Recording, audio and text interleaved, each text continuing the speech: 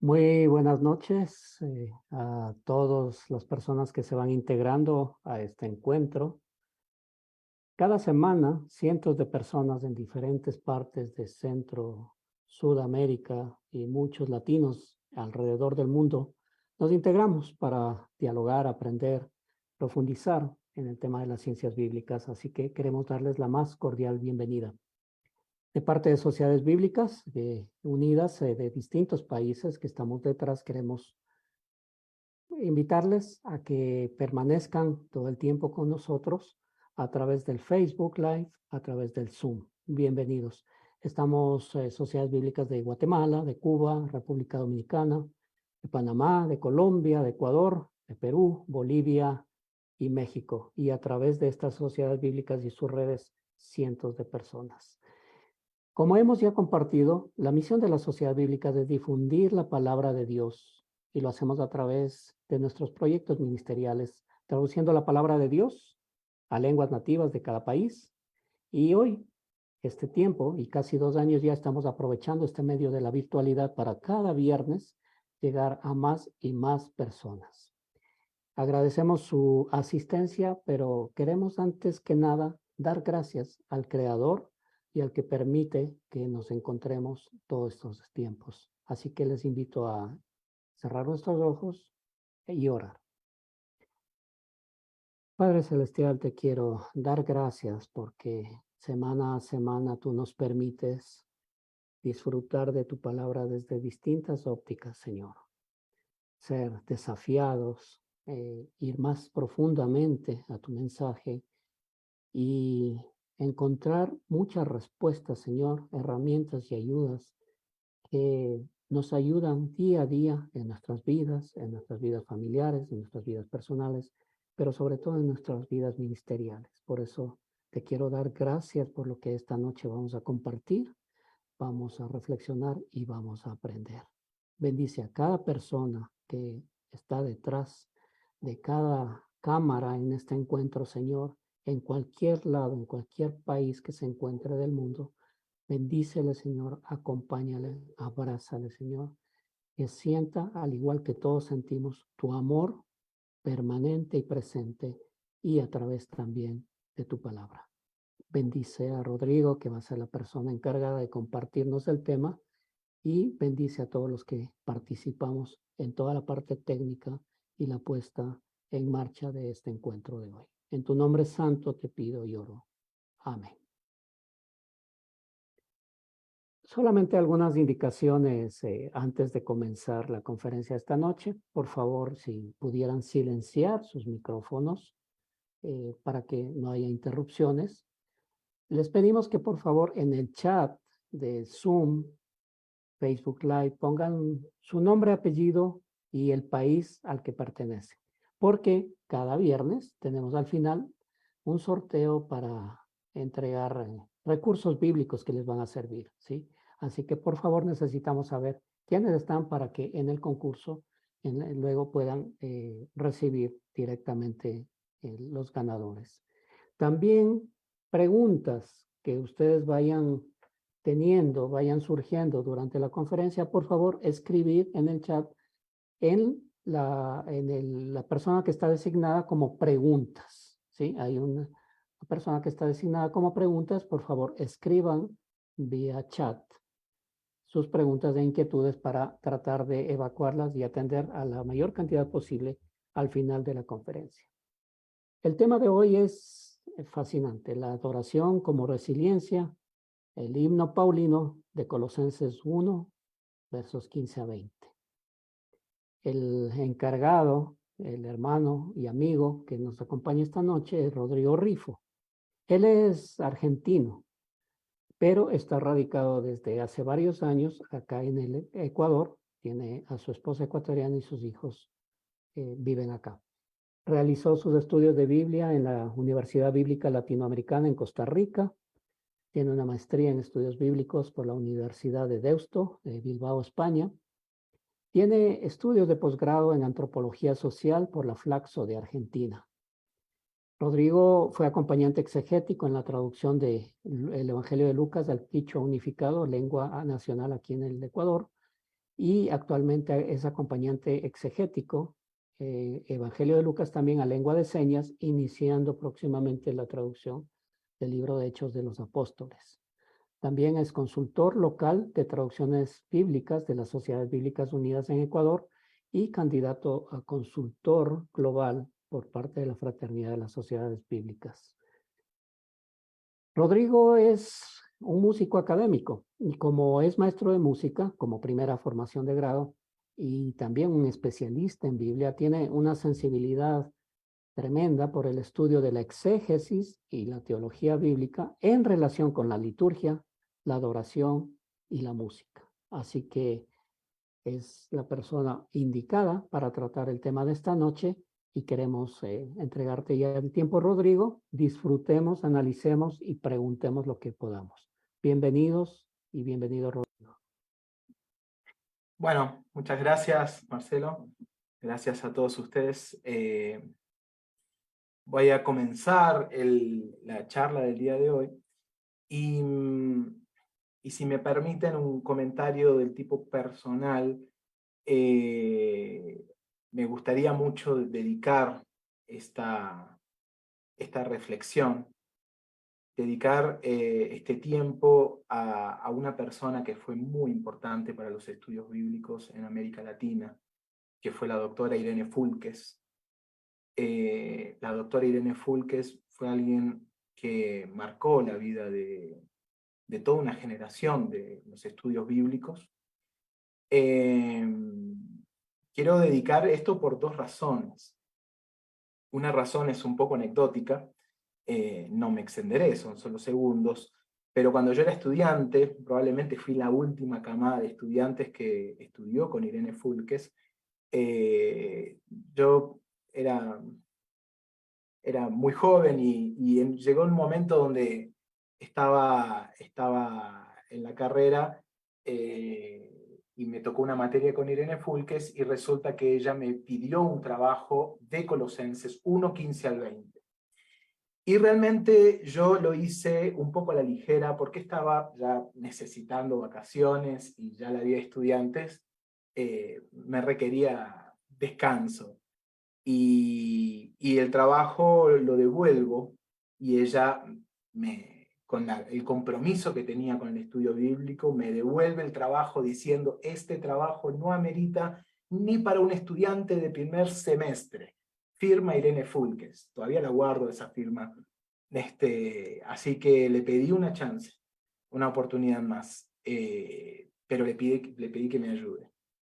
Y de ahí salió una tesis y de ahí salió una investigación que realmente la he llevado hasta el día de hoy con mucho compromiso, entendiendo el compromiso que uno debe tener con los estudios bíblicos. Claro, yo era un muchachito y realmente Irene Fulques me enseñó el amor y el compromiso por lo que es la exégesis pastoral. Y eso es lo otro que yo quisiera decir. Cuando hacemos estudios bíblicos, lo que le llamamos ciencias bíblicas, muchas veces para muchos puede ser cuestiones complicadas, rebuscadas, académicas. Sinceramente pienso yo que el legado que Irene Fulques ha dejado en los estudios bíblicos es que todo estudio bíblico, toda ciencia puesta al servicio del estudio bíblico, tiene que repercutir en bendición para la iglesia, tiene que repercutir en desafíos pastorales, en mejorar nuestra fe, en mejorar nuestra relación con Dios y con los hermanos y hermanas. Por tanto, es a partir de ahí que personalmente tomo para mí el desafío de hacer una exégesis pastoral. ¿Qué significa una exégesis pastoral? Es decir, es una exégesis, un análisis, un estudio bíblico riguroso, serio, con el mayor compromiso y herramientas que uno pueda tener a su disposición, pero a los propósitos de servir a la iglesia, de servir al pueblo de Dios y de mejorar nuestra calidad de servicio a nuestros hermanos y a nuestras hermanas. Es por esa razón que, bueno, inspirado en ese legado, es que les presentaré esta noche esta exégesis de Colosenses 1:15 al 20. Esta exégesis tiene como título la adoración como resiliencia, pero vamos a ver que el término resiliencia nos va a quedar un poco chico. Vamos a ver que es más que una resiliencia.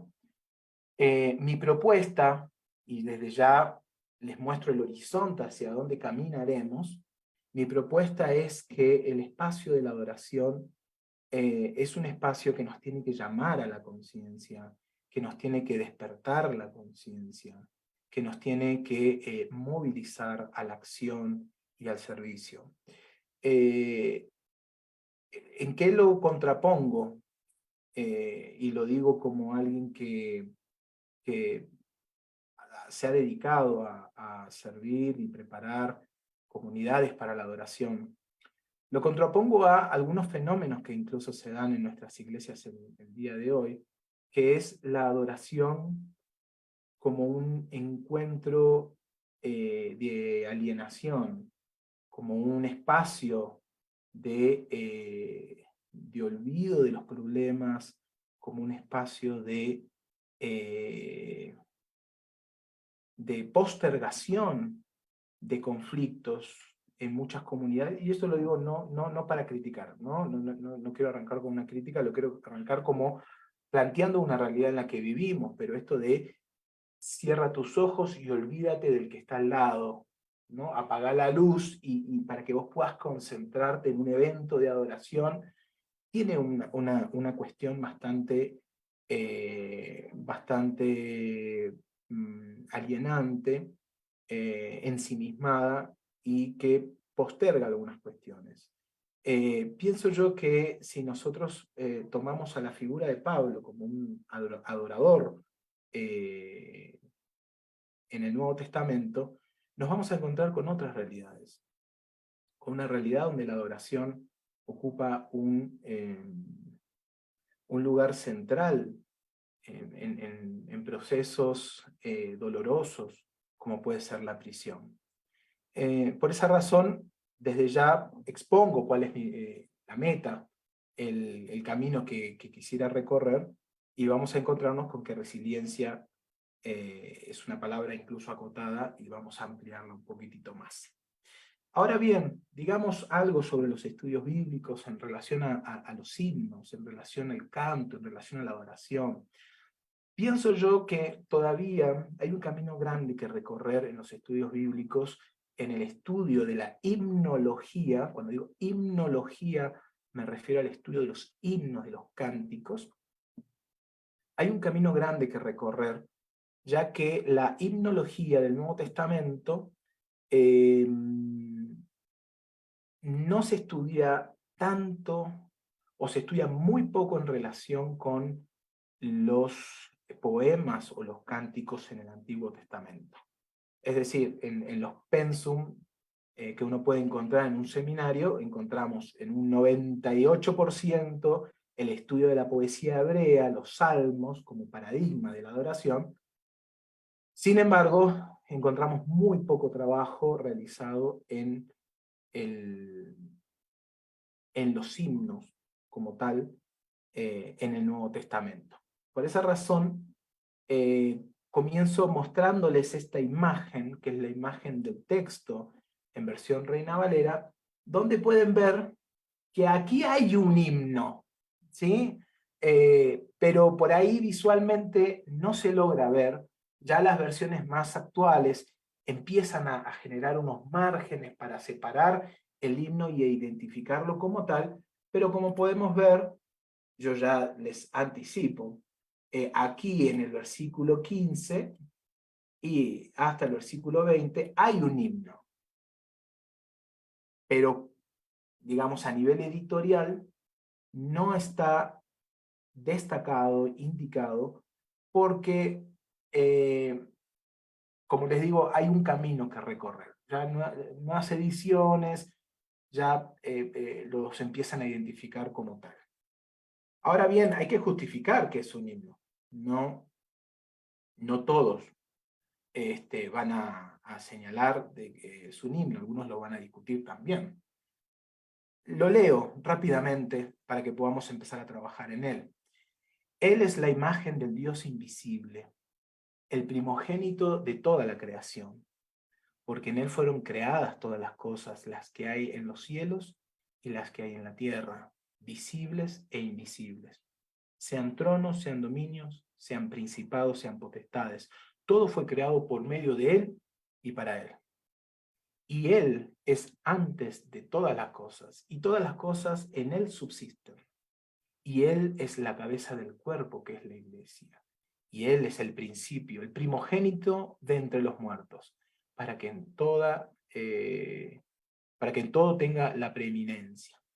Por cuanto agradó al Padre que en él habitase toda la plenitud. Y por medio de él reconciliar consigo todas las cosas, así las que están en la tierra como las que están en los cielos, haciendo la paz mediante la sangre de su cruz. Bueno, hay que justificar, en principio, y descubrir, escarbar, analizar, si esa es la exégesis, para saber si en efecto estamos ante un himno. Como le digo, no es del todo claro para muchos. Aquí tenemos una imagen del código sinaítico, y como pueden ver, ahí donde está marcado con rojo en un cuadradito, empieza el himno. Y no hay nada en el texto que lo identifique como tal. ¿Sí? Entonces, en este códice no tenemos ningún rastro textual que nos pueda ayudar a entender que estamos ante la presencia de un himno. Es decir, que tenemos un camino que recorrer para identificar un himno, en principio, estudiarlo como tal, y después claramente irnos a el trasfondo histórico-social para comprender sus alcances. Bueno, acá comienzo un poco a contarles cómo yo, en mi época de estudiante, cuando hice aquella tesis, empecé a identificar y a pensar, porque realmente yo no sabía que estaba ante un himno. Fue después del análisis que me enteré que estaba ante un himno. Entonces, lo primero que pude identificar, y se los voy a mostrar, es que teníamos un pronombre relativo, ¿sí? Junto con el verbo ser, el que es. Me llamó la atención que hubiera otro el que es. Me llamó la atención. Y en principio lo señalé. ¿Por qué? Porque tenemos dos construcciones similares, dos construcciones copulativas, ¿sí? Dos construcciones donde nos muestran el que es, y uno se pregunta, naturalmente, en estas construcciones, ¿qué es? Bueno, en principio, imagen del Dios invisible, el principio, y pareciera ser que estas construcciones, estas cópulas, están dadas como en dos tiempos. En principio es el que es imagen del Dios, y uno podría decir el que es primogénito de toda la creación, un segundo tiempo. Nuevamente, el que es, en un primer tiempo, el principio, y en un segundo tiempo, el que es el primogénito de entre los muertos. Dato interesante, me llamó la atención el hecho de que tuviéramos dos construcciones paralelas tan cercanas. Bueno, otra cosa que me llamó la atención, y él es, se repite, y él es. ¿Sí? Vean este paralelo que hay acá. Y cómo el texto, cuando uno empieza como a escarbarlo y a leerlo, mejor en sus idiomas, en su idioma original. Por eso siempre animamos a tomar cursos, a prepararnos, porque realmente podemos entender otras dimensiones textuales de mayor profundidad. Bueno, uno se da cuenta acá que hay un paralelismo. Y él es, y él es. Y después me di cuenta que había otra cosa que se repetía. Hoti en auto, porque en él. Y abajo, Hoti en auto, porque en él. Y yo dije, wow, acá hay algo que me llama la atención. ¿Cómo puede ser que se repitan tantas estructuras? Pero se repite, a ver, no solo se repiten las palabras, se repiten las estructuras gramaticales, el tipo de conjugación verbal, el tipo de función sintáctica que ocupan las palabras. Entonces, claramente, estamos ante la presencia de algo artístico, poético, mi sospecha, un cántico. Entonces, ya que tenía identificada estos pronombres relativos, estas estructuras, decidí ordenar el texto tratando de contar las sílabas, guiados por un gran biblista, Jean-Noël Aletti, francés, que él sí se dio al trabajo de hacer un conteo de las sílabas en griego, y resulta que esto se ordena mejor de esta manera. A ver si algún día los editores de las Biblias en español se animan a hacer una publicación con esta estructura. ¿Qué es lo que tenemos aquí? Y acá recurro a mi carrera de músico. Quien es músico, música que está aquí en la sala, va a saber que en las canciones tenemos estrofas y tenemos un coro. ¿Sí? En los himnos, en los coritos también. Tenemos estrofas y tenemos un corito central, un estribillo, una parte central. Bueno, a partir de este análisis que yo les muestro, yo puedo ver y organizar el texto de tal forma. En principio tenemos una primera estrofa y una segunda estrofa. Guardan simetría total, guardan simetría total. Mismas ideas, mismos conceptos, cantidad de sílabas, y en el centro, dos frases que van a ser centrales. Y Él es antes de todas las cosas, y todas las cosas en Él subsisten, y Él es la cabeza del cuerpo, que es la iglesia. Una afirmación cristológica y eclesiológica que va a ser fundamental. Se vuelven a repetir las mismas ideas, las que hay en los cielos y las que hay en la tierra, abajo, las que están en la tierra como las que están en el cielo, una pequeña inversión, misma idea, misma construcción y recursos lingüísticos del griego, todas, todo, todas, todo, toda, plenitud, todas, ¿vieron las palabritas acá? Todo, todas, todo, todo. Es una de las grandes características que va a tener este himno.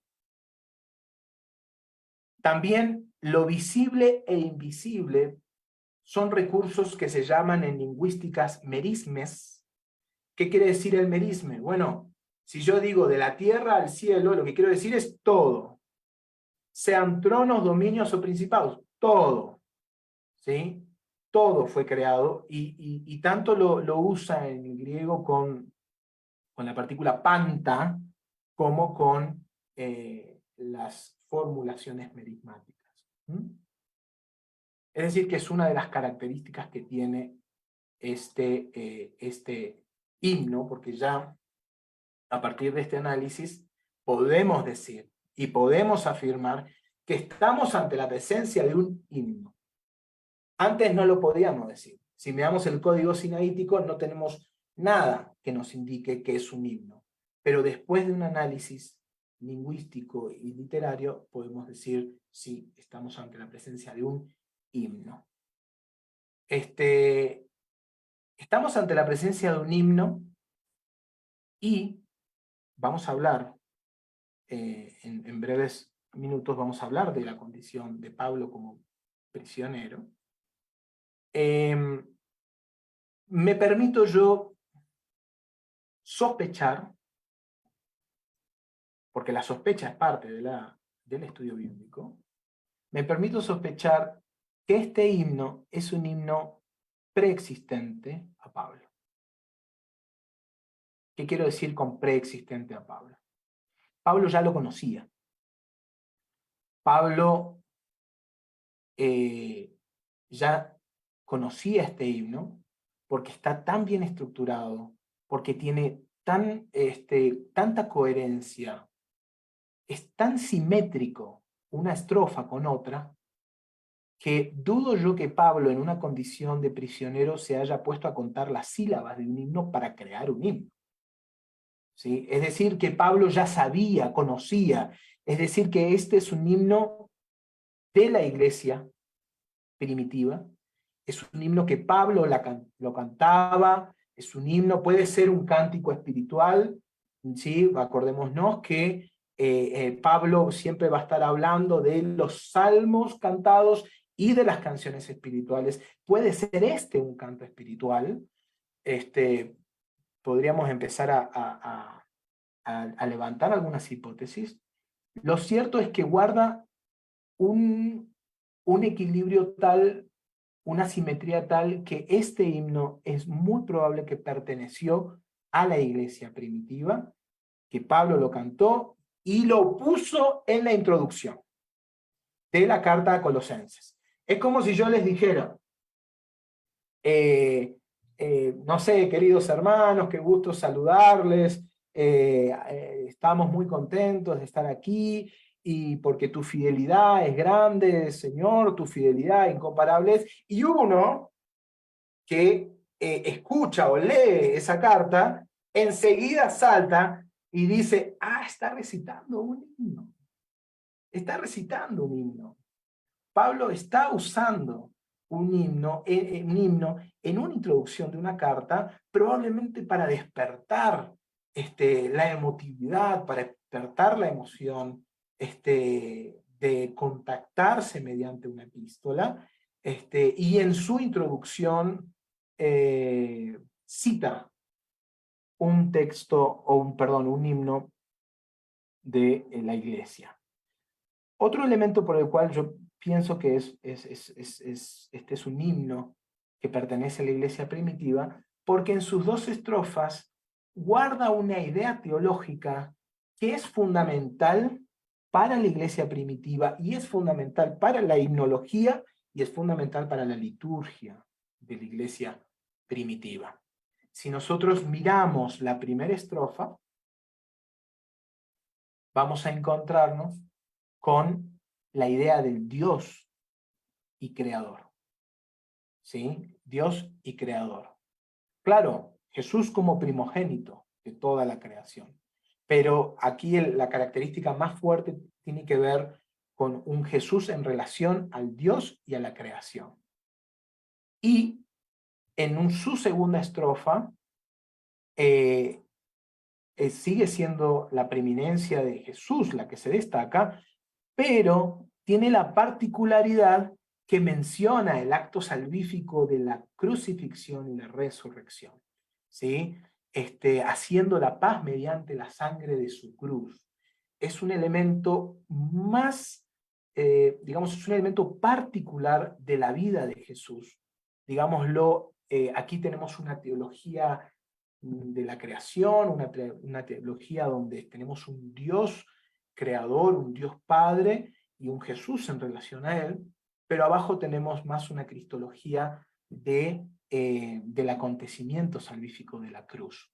Eso, permítame, sin irme por las ramas, eso también lo encontramos en otros rastros de estudio de la liturgia y la adoración en la iglesia primitiva. En la estructura que tenemos en el Apocalipsis 4 al 5, ¿sí? Eso ya queda para aquellos que lo quieran estudiar y lo quieran ver. Acá lo que tenemos es el paradigma de la adoración y la liturgia celestial, así se lo va a reconocer en los estudios bíblicos, y son 2 capítulos donde se plantea todo un escenario celestial de adoración, una especie de culto, ¿sí? Digámoslo así, una especie de culto celestial donde el visionario asciende a los cielos y ve una fantástica celebración donde acontecen un montón de cosas.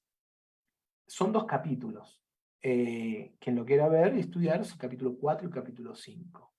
Curiosamente, el capítulo, o sea, la gran ceremonia y adoración celestial se estructura de la siguiente manera. El primer párrafo o el primer escena de la adoración está enfocado a Dios y a la creación, ¿sí? A Dios y a la creación. La segunda escena está enfocada a Jesús y al acto salvífico, ¿no? Cuando se acuerdan que dice, no hay nadie digno de abrir el rollo, bueno, acordate, le avisan al visionario, acordate que ha vencido el que es digno, ¿no? Y a la final termina siendo un recordatorio de Jesús y su victoria, su muerte y su resurrección. Es decir que, bueno, y finalmente termina con unos pequeños versículos donde une a Dios y al Cordero en la alabanza, en la honra, la gloria y el poder. Bien, lo que quiero mostrar, y me parece interesante, para empezar a hablar de la adoración en la iglesia primitiva y en Pablo, es que para la iglesia primitiva la adoración estaba centrada en dos momentos y en dos tiempos. El Dios creador, el Padre celestial, ¿sí? Que tenemos aquí, en la primera estrofa reflejada en Colosenses 1, 15 al 20, la primera estrofa dedicada a la cuestión más de teología creacional, y la segunda estrofa ya una cristología donde nos muestra el acto salvífico de Jesús en la cruz y en la resurrección. Bien, no va a ser casual que el lenguaje creacional tenga un lenguaje bastante complejo si se lo ve desde una lectura sociopolítica. El hablar y el adorar a un Dios creador, dueño del cielo y de la tierra, tiene muchas implicancias políticas, ¿sí? Y no es casual también que las afirmaciones cristológicas en referencia a la muerte y resurrección tengan muchas implicaciones misionológicas para la misión y la evangelización. Esto de hablar de la reconciliación, que Jesús, por medio de este sacrificio, pero por medio de esta victoria, reconcilia todas las cosas, es de un gran carácter misionero evangelizador. ¿Bien? Entonces, vamos a ver que este lenguaje, leído desde la óptica social, va a tener mucha repercusión y más si lo vemos a la luz del contexto en que se encuentra Pablo. ¿Sí? Avancemos un poquitito. Muy bien, la carta afirma que la persona quien escribe es Pablo. No vamos a entrar en el debate acá si la autoría es de Pablo o no, ya que la carta a Colosenses recibe una cierta crítica, pero me parece a mí que leída desde una sincronía, leída desde una exégesis pastoral, tomamos por cierta las palabras de Pablo, ya sea que fue Pablo de puño y letra, como afirma la misma carta quien la escribió, o fue una escuela posterior. No vamos a entrar en ese debate. Más bien la tomamos la carta como está, La tomamos desde una teología canónica y a partir de ello avanzamos. Es Pablo de su propia mano, pero nos recuerda y nos dice, como tenemos aquí, acuérdense de mis prisiones. ¿Sí? Es un Pablo en prisión el que está escribiendo, y eso no es cualquier Pablo. Bien, no es cualquier Pablo. ¿Por qué no es cualquier Pablo?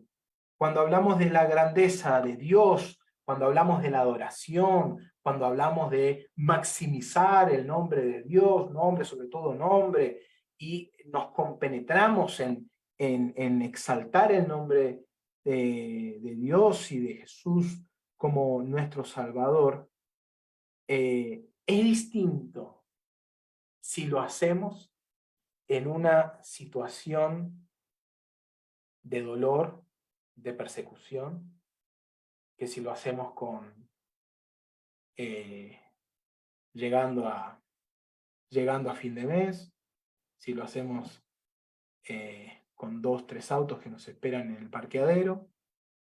Bien, es distinto maximizar, adorar y exaltar el nombre de Dios cuando tenés hambre que cuando tenés abundancia. Es ahí es cuando me parece a mí que para entender la adoración y la himnología paulina, incluso para entender la himnología en la iglesia primitiva, tenemos que comprender aquellas instancias de persecución y dolor que fundamentan la exaltación a Dios. ¿Sí? Dice, sin embargo, no es cualquier Pablo el que escribe, sino que es un Pablo preso, ¿bien?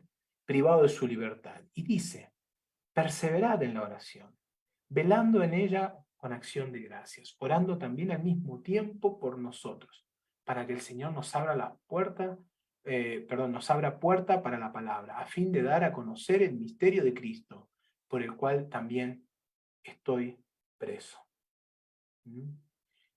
Esto es una clave de lectura retórica, se llama. ¿Sí? La lectura retórica es aquella lectura donde uno no solo lee las palabras que están en el texto bíblico y las toma para uno, sino también trata de discernir las intenciones de quien escribe para con los destinatarios. ¿Cuál es la intención de Pablo en citar un himno, en cantar un himno, siendo que la está pasando mal? ¿Sí? Siendo que la está pasando mal. Y él mismo pide, no se olviden de mis cadenas. Porque él tampoco se está olvidando.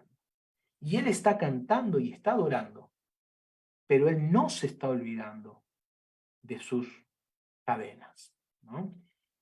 Y aún así llama a la adoración, llama a la oración y llama a dar acción de gracias. ¿Sí? La elevación de un himno como parte de una introducción que predispone los corazones para hacer un llamado a la santidad, a la confianza, se hace desde la condición de cárcel. Es decir, Pablo va a llamar, en la carta a los Colosenses, va a llamar a asumir una actitud, un cambio, una vida en santidad, pero antes de hacer ese llamado, adora, ¿sí? Canta. Esta característica entra en sintonía con dos elementos, a saber, la invitación de Pablo a utilizar el himno para fortalecer el espíritu y el ejemplo mismo de Pablo. Y ahora vamos a ver el ejemplo mismo de Pablo. Pero resumo esta idea. La invitación de Pablo a utilizar el himno para fortalecer el espíritu. Pienso yo que en un primer momento Pablo utiliza un himno, ¿sí? Como para asentar las bases espirituales, las bases de fe que se requieren para hacer un llamado a la santidad, un llamado a una vida en santidad.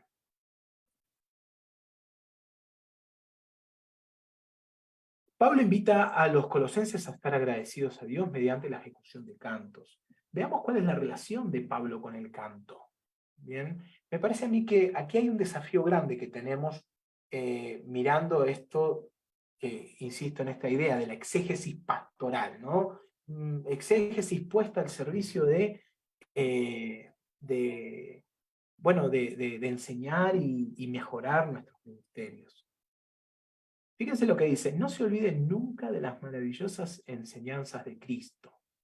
Y cuando se enseñen unos a otros o se corrijan, háganlo de manera inteligente. Canten salmos, himnos y cantos espirituales, dando gracias a Dios de todo corazón. Paralelamente, en la carta a los Efesios dice: recitad entre vosotros salmos, himnos y cánticos inspirados. Cantad y salmodiad en vuestro corazón al Señor, dando gracias continuamente y por todo a Dios Padre en nombre de nuestro Señor Jesucristo. Quiero llamar la atención aquí a dos verbos que se utilizan. Prácticamente las formulaciones son muy parecidas. El llamado al salmo, el llamado al himno y el llamado al canto espiritual o a los cantos espirituales están en los dos, tanto en Colosenses como en Efesios. Sin embargo, hay un juego en el verbo que se utiliza.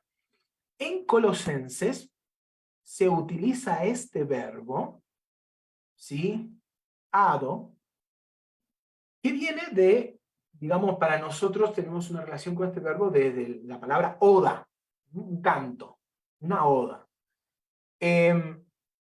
Pienso yo que desde el griego uno puede entender más este verbo cantar como una cuestión artística, una cuestión artística. Es la ejecución bella del canto. Y lo dice Pablo: canten salmos, himnos y cantos espirituales. Yo creo que está este lado artístico en un llamado a la iglesia. Pero en Efesios dice: recitad entre vosotros salmos, himnos y cantos inspirados.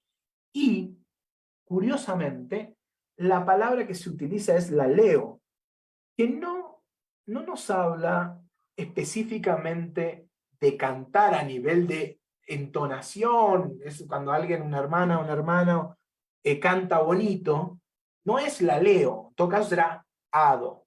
Cuando hablamos de la leo, hablamos del decir, hablamos del contenido, ¿sí? Hablamos de lo que estamos diciendo, con sentido, ¿sí? Con sentido.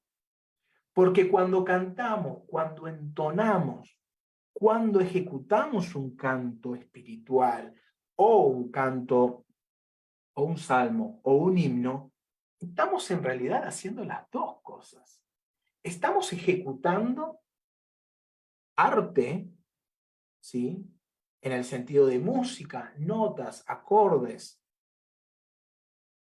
pero estamos haciendo lo otro también, la leo, estamos diciendo. Y estamos diciendo algo que tiene sentido, algo que lo pensamos. No cantamos cualquier cosa. Cantamos algo con propósito, ¿sí? Con un propósito. Lo decimos y lo cantamos. Y esto a mí me parece que es interesante porque Pablo afirma también: cantaré con el espíritu, pero cantaré con el entendimiento. Y creo que esta dimensión del laleo, que es el decir, tiene esta idea de que el canto que se ejecuta, el canto que se entona, es un canto que tiene un sentido, tiene algo que se entiende, y en tanto que se entiende, se lo entona con un propósito. Y decía Basilio de Cesarea, dentro de las reglas monásticas, lo siguiente. Basilio prioriza el cantar con inteligencia, así lo va a mencionar, ¿no? Antes de considerar la mera fonación del canto. Ahí vean cómo tenemos esa doble dimensión del canto. El uso de la melodía, las palabras cantadas y la reflexión sobre lo cantado constituye el gran equilibrio en el canto litúrgico.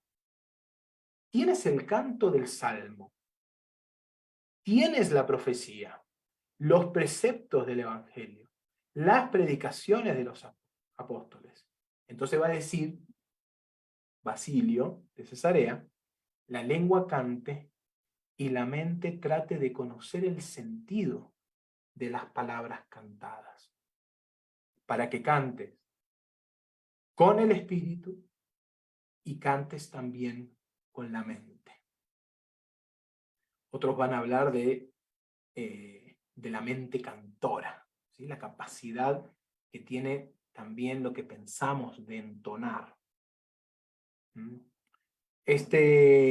También hay varias citas, solamente les muestro un libro, hay un libro muy bonito que se llama El canto cristiano en la tradición primitiva.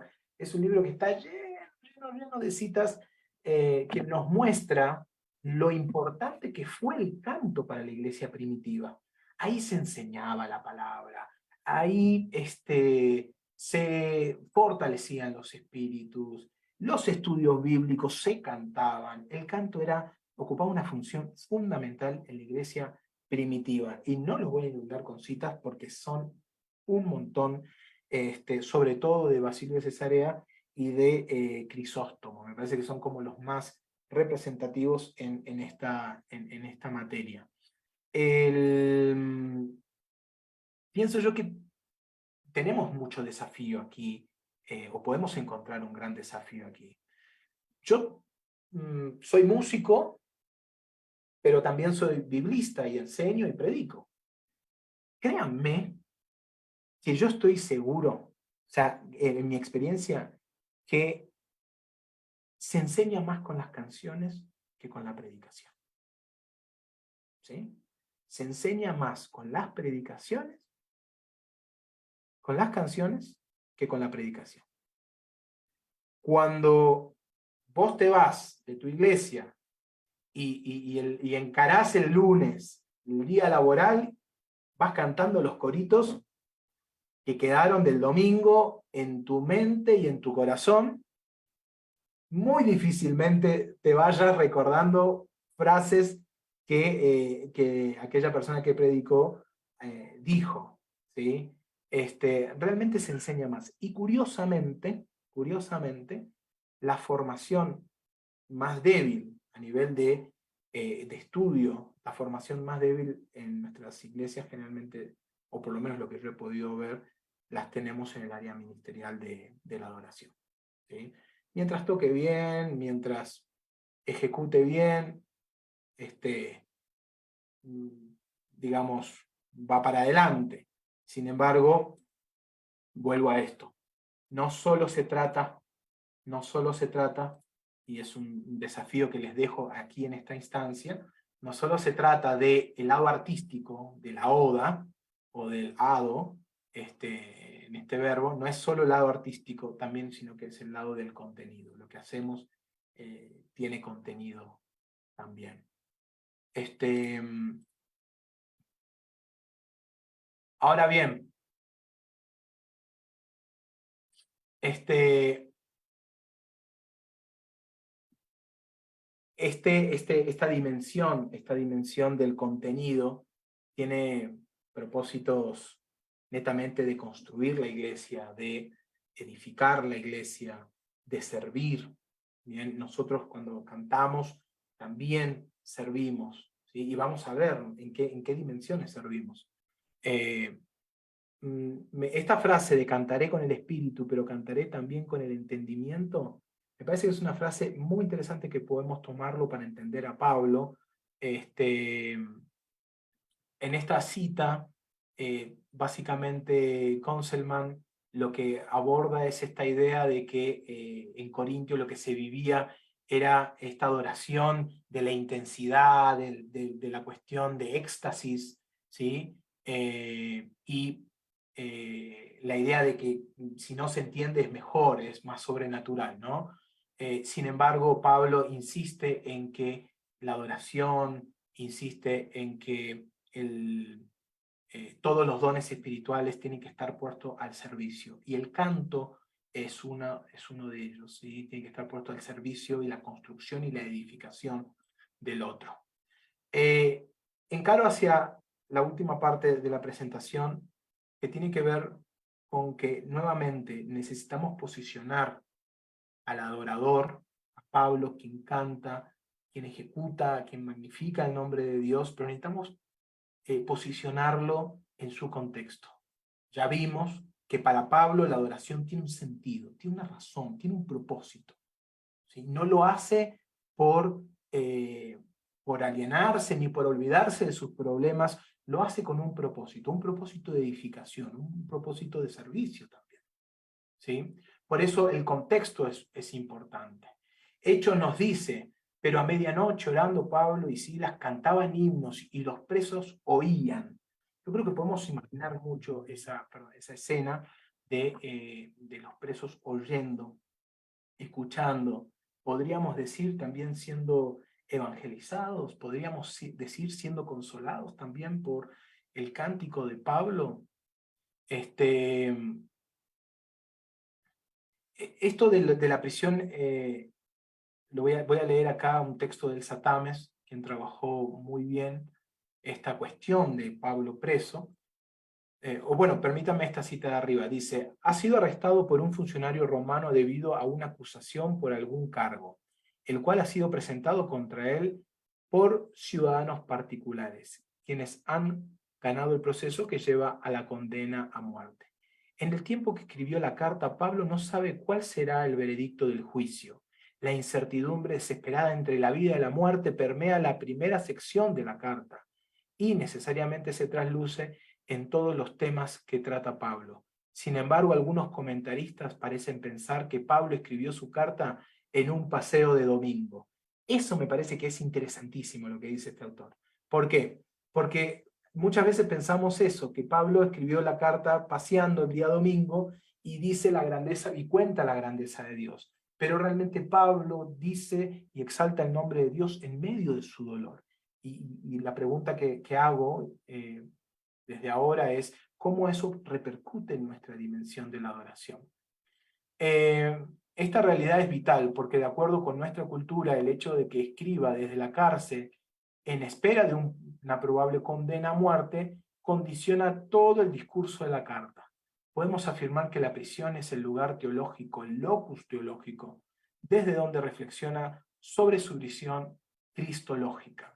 Acá tenemos un camino grande para reconstruir incluso nuestras concepciones de adoración, liturgia cristiana. La mayoría, podría decir yo, de las tradiciones de adoración y liturgia tienen como locus teológico en el Nuevo Testamento la persecución, el dolor. ¿Cómo impacta eso en nuestra manera de entender la adoración? Va a ser el gran desafío que tenemos por delante. Algunas cosas que Pablo estaba viviendo, y hago un breve resumen acompañado por un artículo de Elsa Tames. En Filipo fue desnudado, torturado, encarcelado con cepos porque su predicación tocaba intereses económicos. En Tesalónica también fue arrestado por sus ideas.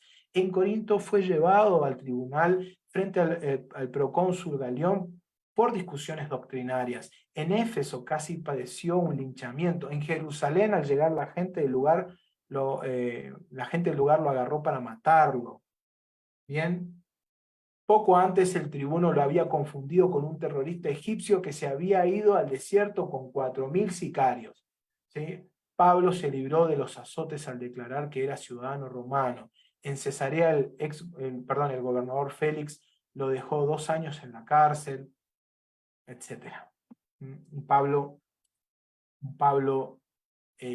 donde desde el sufrimiento nos enseña a adorar y nos enseña a exaltar el nombre de Dios. Voy a avanzar un poquitito más para empezar a concluir. Recuerden que estoy preso. ¿sí? Recuerden que estoy preso. Me parece que es el gran llamado que Pablo nos hace para cuando querramos nosotros entender la adoración en Pablo. Creo que esto condiciona. Y por ahí, poniéndome un poquitito más antropológico, me gustaría que entendamos qué quiere decir la cárcel. La cárcel era un espacio reducido, abarrotado de prisioneros, con poco aire, bastante oscuro, asqueroso, por lo tanto dañino para la salud. Entonces, de las enfermedades abundaban, va a decir este artículo. Los sufrimientos en las prisiones eran muchos, como el espacio sucio, oscuro y con falta de aire, que se hacía difícil respirar. Padecían torturas físicas, como golpes y azotes, torturas mentales, como insultos y amenazas. El estar encadenado no era raro. En algunos casos, las condiciones eran tan terribles que morir era una salida más digna. Era mejor morir. Según las investigaciones de estos autores, muchos romanos prefirieron el suicidio a seguir viviendo la humillación de la cárcel. ¿Sí? Y lo uno con este pensamiento, en el libro de Foucault, Michel Foucault, Vigilar y Castigar, él recorre un poquito, hace un recorrido sobre qué significa la prisión, qué significa la cárcel, y cita a este autor, Bonot de Mably, cuando dice que el castigo, si se me permite, pero esto ya en el siglo XVIII, pero filosofando sobre la cárcel, que el castigo, si se me permite hablar así, caiga sobre el alma más que sobre el cuerpo. ¿Por qué? Porque la cárcel, para este filósofo, Bonot de Mably, la cárcel lo que tenía como propósito principal era afectar el alma.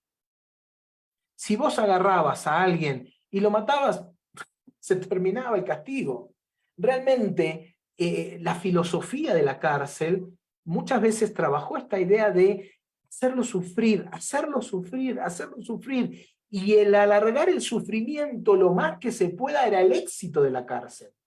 Ahora, si él se suicidaba, si el preso se suicidaba, ganaba el preso. Era victoria del preso. Por eso había que hacerlo estirar hasta doblegar su alma. Esa era la victoria de la cárcel.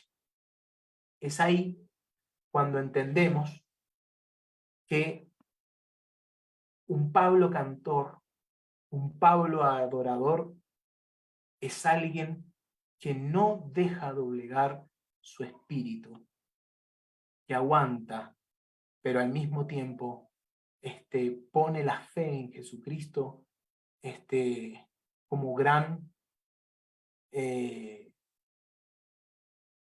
disciplina espiritual para sobrellevar todo dolor. Bien, concluyendo, me parece a mí que tenemos que encaminarnos hacia un Pablo 3D, ¿sí? En 3 dimensiones. Un Pablo en 3 dimensiones, quiero decir, no pensar que Pablo, como dice la cita que leí hace un rato, escribió el día domingo. Elsa Tames, con su artículo o su trabajo sobre Filipenses, hace mucho énfasis en eso. Tenemos todo un desafío por volver a entender a Pablo y entender las palabras de Pablo desde el preso sufriente. No es lo mismo adorar la grandeza de Dios cuando tenés una mansión y 3 autos esperándote en el parqueadero. La adoración paulina se asemeja más a la adoración del carente, a la adoración de aquel que está en una situación de vulnerabilidad y necesidad. Es decir, que tenemos que agregarle más dimensiones a Pablo y no solo sacar frases bonitas o frases estereotipadas de adoración, porque ahí vaciamos la adoración, ¿sí? Vaciamos la adoración cuando solo agarramos frases bonitas y llamamos a la congregación a cerrar los ojos y olvidarnos de nuestros problemas. Pablo canta en medio de los problemas. Pablo canta con las manos atadas. Pablo canta con hambre, como también lo muestran algunas cartas, donde él pasó hambre. Pablo canta y adora a Dios en medio de esa situación. Necesitamos agregarle más dimensiones. Pero, además de 3D, yo propongo 3 Rs, ¿sí? La adoración como resistencia, la adoración como resiliencia y la adoración como reexistencia. ¿Qué quiere decir cada una de ellas? La adoración como resistencia es como aguante. Me parece que hay una dimensión que vale la pena rescatar. El sobrellevar las adversidades con la adoración. Hay a veces que no tenemos otra forma que resistir, que aguantar.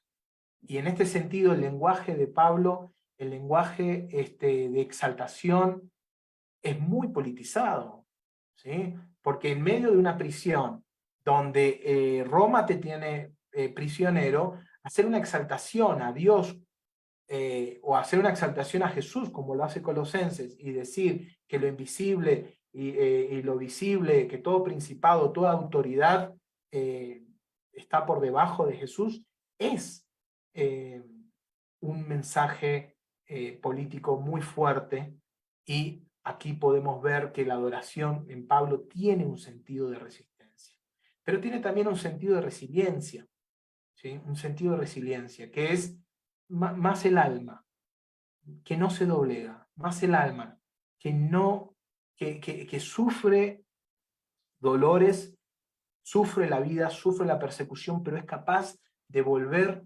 a estar erguida, a levantarse, que tiene esa capacidad de levantarse y seguir.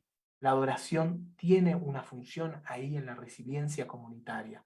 Y me parece a mí que tenemos un desafío de redimensionar la adoración y practicar eso, ¿no? Que nuestras comunidades, pese al COVID, pese a las necesidades económicas, pese a nuestras economías latinoamericanas, que cada día se complica más, que bueno, nuestras comunidades puedan encontrar en la adoración no el olvido de sus problemas, no el abandono de su sufrimiento, sino que en medio de su sufrimiento tener la fe y la convicción de que el Señor es quien guía a su comunidad y nos va a llevar hacia hacia una realidad mejor de la que vivimos. La adoración tiene una función ahí de resiliencia, pero también tiene una función de reexistencia.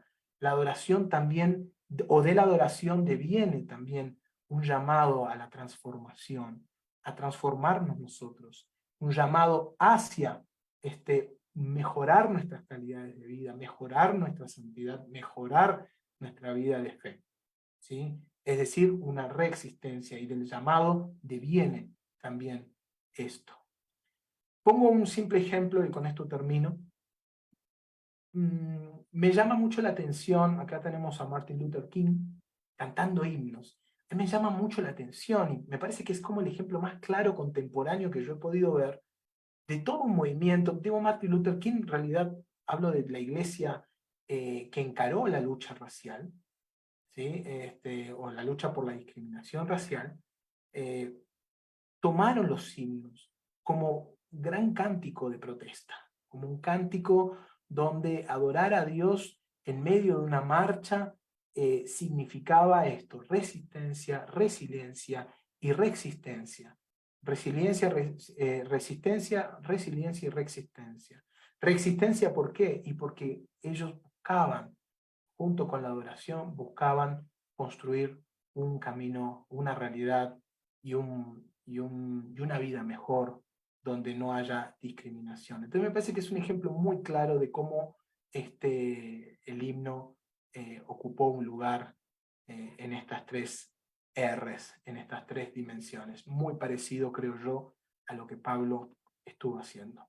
Bueno, con esto concluyo lo que tenía preparado y espero que sea de bendición para todos ustedes y para sus comunidades.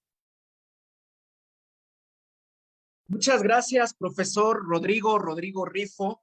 Sin lugar a dudas, creo que puedo hablar por los más de 260 personas que en estos momentos están conectadas, más las de las redes perdón, que un llamado muy fuerte, ¿no? A entender la adoración, este espacio de la adoración en todo su esplendor, apelando a la conciencia, movilizando al servicio, movilizando hacia la acción social, comprometiendo al ser humano, a los creyentes, ¿no? Con la identificación del señorío de Cristo y desde ahí, pues desarrollar toda una disertación, todo un modelo de vida que lleve la adoración a la práctica y que permita desde ahí alcanzar a la gente. Muchas gracias, profesor Rodrigo. Tenemos muchísimas preguntas en el chat. Por cuestiones de tiempo vamos a tratar de sintetizarlas. Solamente rápidamente, antes de entrar ya propiamente a las preguntas, si me ayuda, por favor, Ronald, queremos darles una muy buena noticia. Estamos ya listos, hemos preparado ya las sociedades bíblicas unidas de los diferentes países el siguiente diplomado internacional en idiomas bíblicos, un diplomado que iniciará el 1 de abril, con la ayuda de Dios, conforme vayan avanzando las semanas, se irá dando más información al respecto. Solamente queríamos darles ahí la primicia de nuestro próximo diplomado en idiomas bíblicos que inicia el 1 de abril. Y ahora sí, quisiera ya entrar en materia, profesor, propiamente con las preguntas.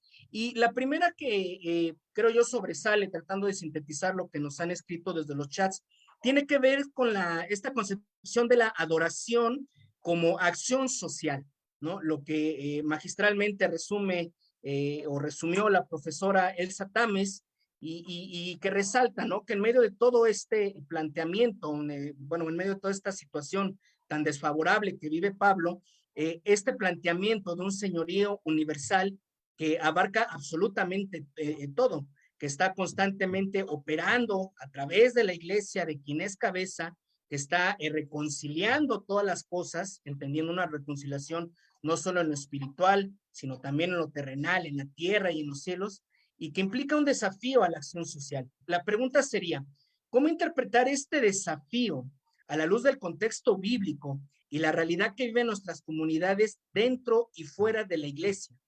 ¿Cómo es que la iglesia hoy puede y debe adorar mientras cumple con la misión? Bueno,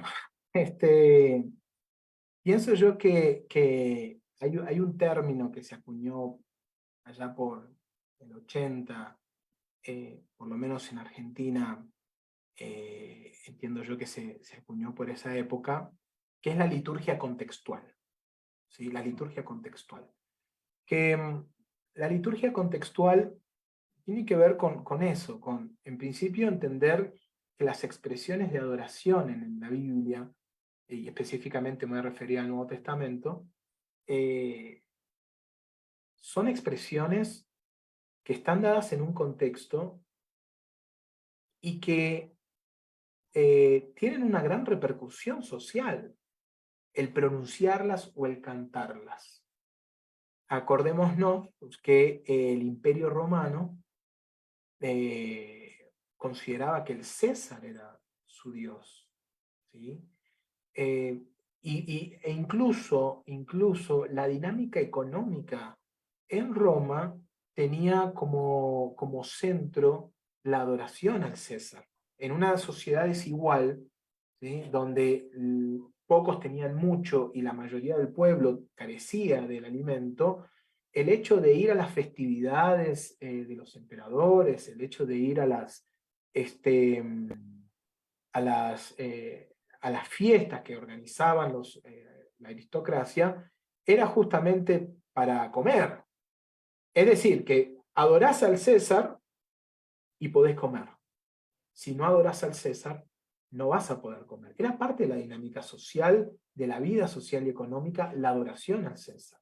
Es decir, que el lenguaje de adoración en el Nuevo Testamento, donde se afirma que Jesús es nuestro Dios, o que el Dios creador, el Dios de Israel, el Dios de la Biblia, es el Dios que la iglesia va a seguir y va a ser fiel a él. Son afirmaciones de gran confrontación y de gran, digamos, de escándalo, digamos, hablemos así, socialmente escandalosas. Por esa razón, me parece a mí que vaciar del elemento contextual todo lo que es el lenguaje de adoración nos deja un poquito un evangelio un poquito mutilado, ¿no? Donde no logramos comprender nosotros que la adoración y la liturgia están puestos al servicio o al llamado a la fidelidad a Dios, pero esa fidelidad repercute en acciones concretas, porque si vos no adorás al César, ¿cómo vas a comer? ¿Sí? Entonces ahí la solidaridad va a ser fundamental. ¿Me explico? Es decir que, nuevamente, insisto con esta cuestión, la adoración es para el Nuevo Testamento una lucha contra la idolatría del Imperio Romano. Bien, por esa razón pienso que el elemento contextual en el Nuevo Testamento va a ser fundamental para entender la adoración. Ahora cuando lo llevamos a nuestra comunidad, a nuestra iglesia, y ahí vamos a tener que preguntarnos cuáles son los ídolos que adoran nuestra generación, cuáles son los ídolos que adoran nuestros jóvenes, nuestros niños, nuestros adultos, cuáles son los ídolos que están dando vuelta, ¿no? Algunos van a decir que, yo he escuchado varias cosas, ¿no? Pero por ejemplo, puede ser que un ídolo sea el cuerpo, ¿no? La cuestión de la exaltación del cuerpo, los gimnasios, el Facebook, son todos muestras de distintas formas de adoración, ¿no? Entonces, ¿cómo ser fiel a Jesucristo va a repercutir en nuestra comunidad? Esos son los desafíos que vamos a tener que discutir comunidad por comunidad, ¿no? Absolutamente. Me venía por aquí ahorita que lo estaba escuchando a la mente esta frase, ¿no? De que la liturgia es la forma de expresar, o es la forma en la que los pueblos, las comunidades se encuentran para expresar lo que conciben que es Dios, ¿no? La forma en la que perciben la revelación de Dios desde sus culturas, desde sus contextos, y que da pie además, creo yo, a poder resumir otra de las preguntas que fue muy constantes. Perdón, Abraham, y Sí, viceversa. O sea, lo que vos decís es cierto, pero es viceversa también. De hecho, una frase de Orlando Costas siempre es esta idea de, si vos querés saber dónde está la iglesia y dónde está el corazón de la iglesia, basta solamente ver su liturgia. absolutamente. Vos querés hacer un diagnóstico de tu iglesia, vos querés hacer un diagnóstico de la fe y en el Dios que cree y dónde tiene el corazón y el compromiso de la iglesia, basta ver su liturgia, basta ver su adoración. Ya con eso te es suficiente para saber cómo se encuentra tu iglesia. Podríamos resumirlo en lo que sucedió con Pablo, ¿no? Precisamente, ¿no? Este llamado a la adoración a pesar de todas las circunstancias en las que estaba inmerso, planteando las preguntas que nos llegan en el chat. Eh, esta situación, este llamado de Pablo, desde su experiencia, el Pablo preso, el Pablo que exalta desde el dolor, que llama a las disciplinas espirituales a pesar de la situación en la que se encontraba, a pesar de que es constantemente cuestionado por las iglesias que él había fundamentado, que no deja de esforzarse en la proclamación del evangelio, en el llamado a la reconciliación. ¿Cómo incide toda esta experiencia, todo este llamado en el modelo litúrgico actual y la forma en la que se concibe la adoración, que muchas veces se limita ya en nuestro contexto a lo congregacional, perdón? Planteaban por ahí en el chat la pregunta, si usted considera que la himnología actual está logrando incorporar en sus diferentes construcciones literarias toda esta riqueza teológica que Pablo propone, y de qué manera llevar esta propuesta teológica tan elevada, tan práctica a la adoración actual. Es un poco picante la pregunta, porque creo yo que, digamos, uno tiene que jugársela cuando tiene que hacer una evaluación. Hablaba recién yo de cuáles son las idolatrías actuales. Eso valdría la pena hablarlo, charlarlo, pero creo yo que el tema del individuo, pero más que el individuo, el individualismo, y digámoslo, la individuación, que son como esferas distintas del individuo, es uno de los grandes problemas que aqueja hoy la sociedad, ¿sí? Pienso yo que hay también una liturgia y una adoración muy acoplada a los sistemas que imperan en la actualidad. Quiero decir que si en la sociedad padecemos algunas cuestiones como el individualismo, nuestras liturgias y nuestras adoraciones no escapan a ese individualismo. Y creo yo que a veces dejarnos permear por ese individualismo en nuestras liturgias es un mal que nos aqueja y que creo yo tenemos que trabajar por ello. Yo decía en el principio esta cuestión de el cerrar los ojos y olvidarte de quien está a tu lado. No importa quién está a tu lado, ¿no? Pero sí importa. Para el Evangelio sí importa quién está a tu lado, porque la está pasando mal. Y de pronto la mejor liturgia puede ser un abrazo, ¿sí? Acordémonos que digamos, el mismo Jesús lo dice: si alguien quiere hacer algo en favor mío, vaya y vista al pobre, dele comida, visite al que está en la cárcel. Ahí me lo estás haciendo a mí. Y ese también es un texto que es paradigmático para la liturgia, y lo estamos olvidando, ¿no?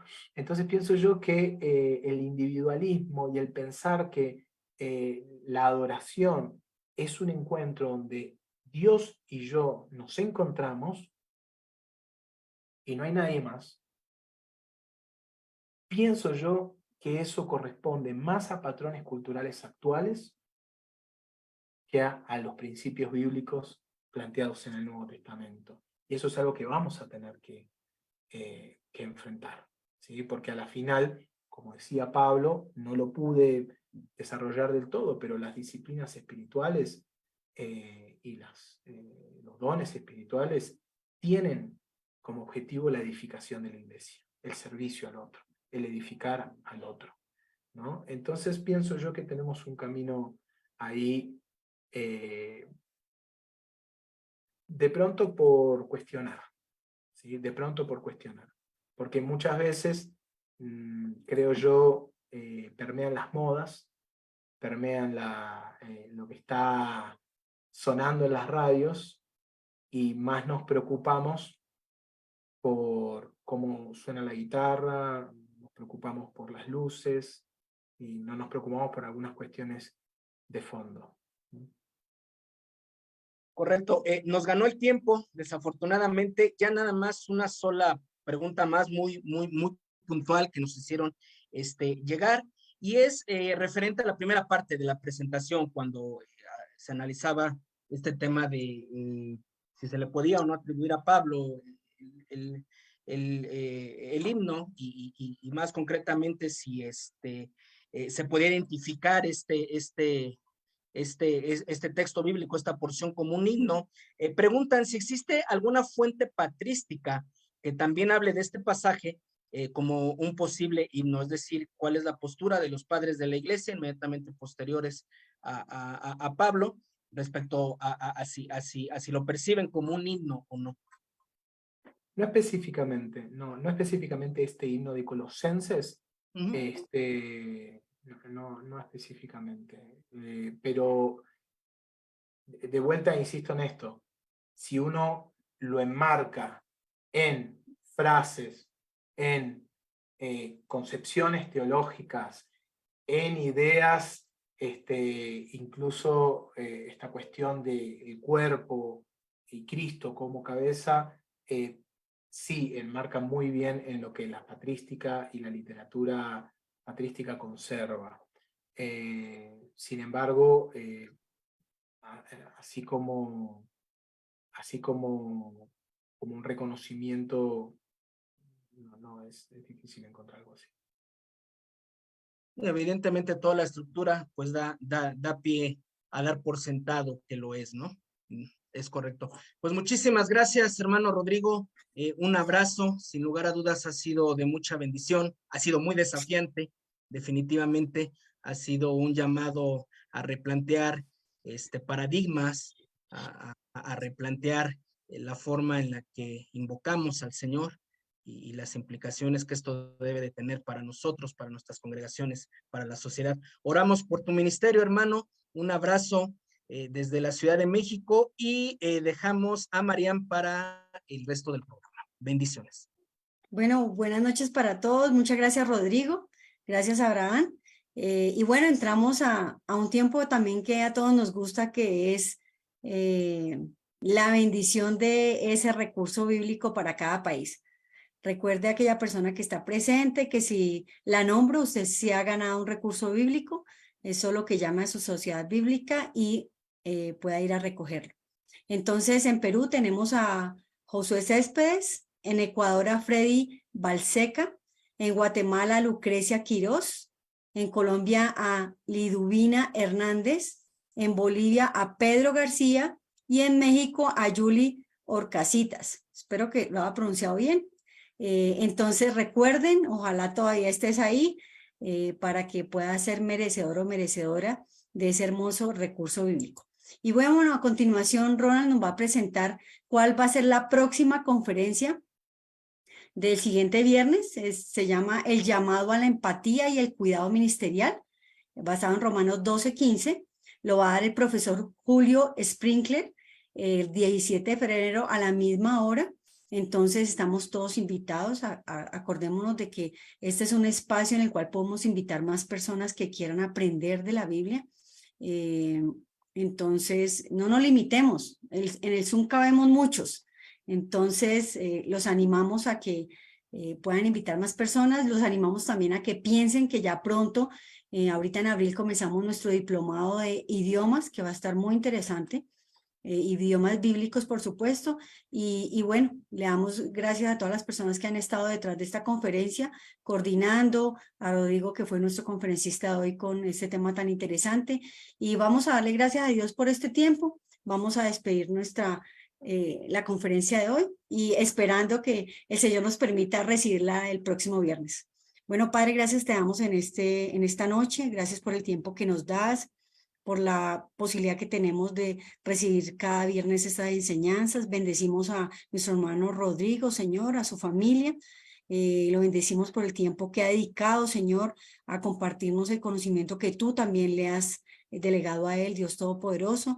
Bendigo a cada participante, Señor, que hoy ha entrado a esta conferencia, Dios, que ha destinado este tiempo para aprender más, para llenarse de tu conocimiento. Bendigo las sociedades bíblicas por la posibilidad que nos da a todos, Señor, de recibir esta conferencia de manera gratuita.